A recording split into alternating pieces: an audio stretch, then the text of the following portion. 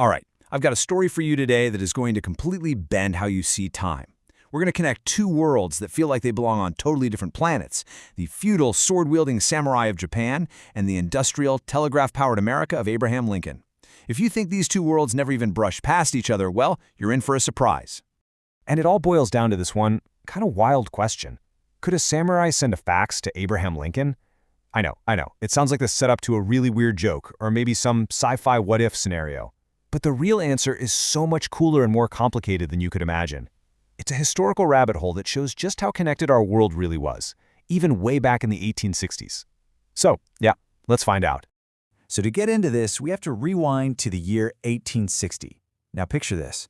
Right when America was about to explode into its own civil war, something completely unprecedented happened.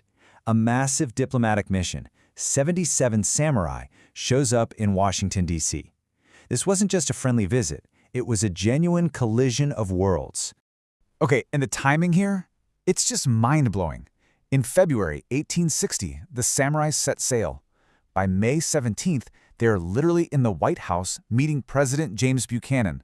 The very next day, one day later, Abraham Lincoln gets the Republican nomination for president. Think about that. The samurai were physically in America talking to the current president at the exact moment the next president, the man who would change everything, was being chosen. It's just, wow. So when these diplomats showed up, it created an absolute sensation. The American press, the public, everyone was obsessed. They couldn't get enough of the traditional clothes, the swords, the formal customs. This whole phenomenon was nicknamed Japan Mania, and frankly, it was a welcome distraction for a country who was getting ready to tear itself apart. But here's where it gets really interesting, and it's something most people don't know. The visit had a profound impact on the African American community. This quote from the Weekly African American, an African American newspaper, is so powerful. They didn't see the samurai as just some exotic spectacle. No, they saw them as respected colored men of the East. And they argued that if the U.S. government could treat these non-white visitors with such dignity and recognize their intelligence, it completely demolished the racist arguments used to justify slavery. The samurai's visit became this unexpected, powerful piece of evidence in the fight for equality. So this mission was so much more than just handshakes and treaties. It really forced Americans to look in the mirror and question their own ideas about race. It kicked off this huge debate about what it even means to be civilized. And of course, it introduced America to a culture from the other side of the planet. And it even made a star out of a teenage interpreter named Tommy. He basically became a national celebrity.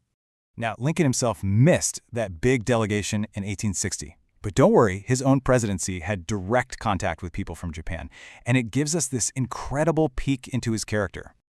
On March 12, 1862, right in the thick of the Civil War, Lincoln sits down with Joseph Heco, who was the first Japanese person to become a naturalized American citizen. And what Heco wrote about it is it's amazing. He was completely shocked that there were no grand gates or guards at the White House. He just walked in. He described Lincoln as this sincere and kind person with a huge hand and this folksy charm. It's such a perfect snapshot of the difference between the super casual democratic American president and the rigid formal court of the shogun back in Japan. Okay, so we've got the people. They were in the same world at the same time. But what about the facts part of our question? This is where the story takes a turn into forgotten tech. We need to talk about an invention called the Pantelegraph. The Pantelegraph was a real working machine that could send images over a wire. It used this huge 18-pound pendulum to keep the sender and receiver in perfect time, and it could zip a copy of a signature over 80 miles in less than 2 minutes. But here's the absolute kicker, the date. A commercial Pantelegraph service launched between Paris and Lyon in February 1865. That's just 2 months before Lincoln died. This wasn't some futuristic dream. It was real, available technology during his presidency. So how did this thing actually work? Well, it was pretty brilliant, actually. You'd write your message on a metal plate, but you'd use this special inks that didn't conduct electricity. A little pen, a stylus, would pass over it, sending an electrical pulse only when it touched the bare metal. Those on-off signals would travel down a normal telegraph wire, and on the other side, another stylus would basically draw the image onto special chemically treated paper. It was, for all intents and purposes, a 19th century fax machine. So let's circle back to our big question. Could a samurai have faxed Lincoln? Well, the answer is a fascinating yes and no. Technologically, absolutely. The Pantelegraph was up and running in Europe. And get this, a second group of samurai was actually in Paris in 1862 when the machine was being shown off. The big problem was logistics. There was no telegraph cable across the Pacific. For it to have worked, a samurai and Lincoln would have needed to be in France at the same time. So, no, it never actually happened, but the fact that it could have is what completely shatters our normal view of history. And you know what? The connections go even deeper than just tech and diplomacy. The political stories of America and Japan in the 1860s were like mirror images of each other. Both countries were hurtling towards a violent civil war that would change them forever. Just think about it. From 1861 to 1865, the U.S. is fighting this horrible war to destroy an old agrarian way of life and build a new industrial nation. A few years later, Japan fights its own civil war, the Boshin War, to overthrow the feudal shogun government and blast into a new era of modernization. At the exact same moment in history, both nations were violently burning down their past to build a new future. It's an incredible parallel. And it gets crazier. The two conflicts actually crashed into each other. This is a fact that just blows my mind. In 1863, while the Union is fighting for its life at home, the Lincoln administration sends a warship, the USS Wyoming, all the way to Japan.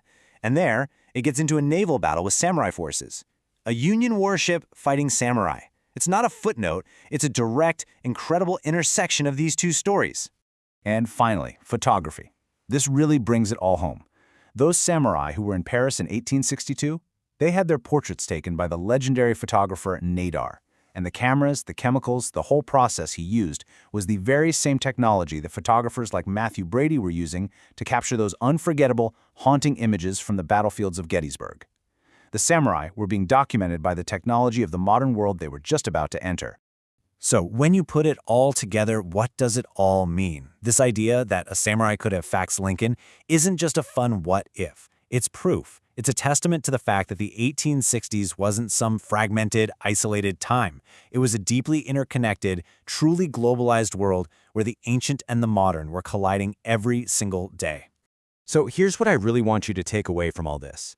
That simple timeline we all have in our heads, ancient world, feudal world, industrial world, it's just too neat. It's wrong. The 1860s proved that these eras all existed at once. You had feudal samurai riding on steamships. You had their visit forcing a modernizing America to confront its own identity. And you had technology that was shrinking the globe, tying the destinies of these two very different nations together for good. It really makes you wonder, right? If this incredible connection between samurai, Lincoln, and a forgotten fax machine was just sitting there, hiding in plain sight, what other impossible stories are out there just waiting for us to find them? Hey, thank you so much for hanging out with us for this explainer. If we managed to bend your timeline a little bit today, please do us a favor and hit that like button. Drop a comment with your thoughts and make sure you subscribe to Info Now. We've got a lot more explainers coming that will make you see history in a whole new way. We'll see you next time.